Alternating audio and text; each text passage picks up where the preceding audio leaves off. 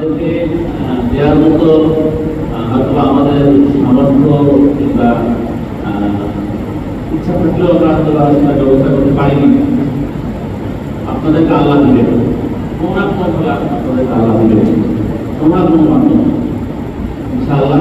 আমাদের সামান্য একটু উপহার আপনারা সাদরে গ্রহণ করবেন, সত্যতার সাথে গ্রহণ করবেন, আমাদের জন্য দোয়া করবেন। এভারেজ ইন্টারন্যাশনাল স্কুলের পক্ষ থেকে আসলে রমজান মাসকে পালন করার জন্য আমাদের স্কুলের শিক্ষার্থীদের তাদেরকে সহমর্মিতা, রমাদানের যে আসলে মূল উদ্দেশ্য সহমর্মিতা বা মানবিকতা, এটা সমাজে ছড়িয়ে দেওয়ার উদ্দেশ্যে আজকের এই প্রয়াস।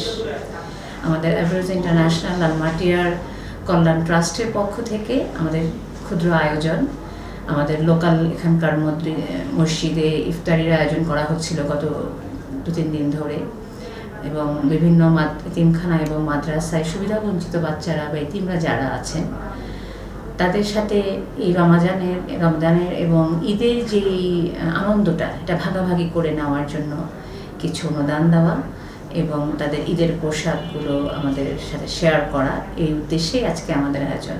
আমাদের প্রিয় নবী হযরত মুহাম্মদ সাল্লাল্লাহু আলাইহি ওয়াসাল্লামের উদ্দেশ্য, ওনার কাছ থেকে আমরা শিখেছি যে আসলে এতিমদের কিন্তু উনি যত্ন করতেন, সুবিধাবঞ্চিতদেরকে যত্ন করতেন। সেই পার্সপেক্টিভে সেই মূল্যবোধটা আমাদের বাচ্চাদের মধ্যে বা সমাজের মধ্যে ছড়িয়ে দেওয়ার জন্যই এই উদ্যোগ, এবং ভবিষ্যতেও চেষ্টা করবে আমাদের এভারেজ ইন্টারন্যাশনাল লালমাটিয়ার আর উদ্যোগে, এখানে প্যারেন্টস, টিচার্স, স্টুডেন্টস এবং আমাদের মালিক পক্ষ সকলের উদ্যোগেই এই সাদাকা প্রজেক্টগুলো হাতে নেওয়া। আমরা গত কদিন ধরেই 10-12 রমজান তো চলে যাচ্ছে, আমরা বাচ্চাদের মধ্যে সেই মেসেজটা পৌঁছে দেওয়ার জন্য আজকের এই উদ্যোগ। আমাদের এখানে 2015 সাল থেকে এভারেজ ইন্টারন্যাশনাল স্কুলের যাত্রা, তো তখন থেকেই এই চর্চা হয়ে আসছে, এবং এবার আসলে একটু বড় পরিসরে আমাদের স্টুডেন্ট, প্যারেন্টসরা আমাদের সবসময়, বাচ্চারা, শিক্ষকরা, ম্যানেজমেন্টের সাথে পার্টিসিপেট করে এই সাদাকা প্রোগ্রামে।